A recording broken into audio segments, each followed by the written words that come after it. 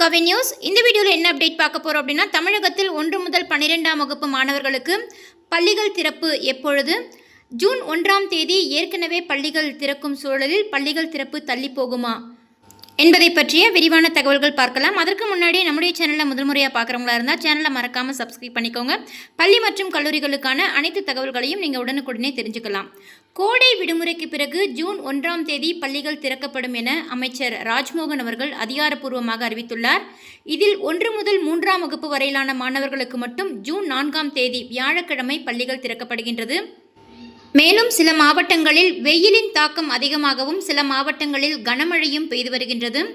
எரிபொருள் தட்டுப்பாட்டின் காரணமாக இணைய வழி வகுப்புகளை ஊக்குவிக்க வேண்டும் என்று மத்திய அரசு ஒருபுறம் கோரிக்கை வைத்திருக்கின்றது.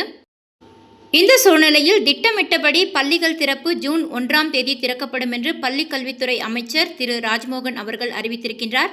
தொடர்ந்து பள்ளி மற்றும் கல்லூரிகளுக்கான தகவல்களை அறிந்து கொள்ள இணைந்திருங்கள். நன்றி, வணக்கம்.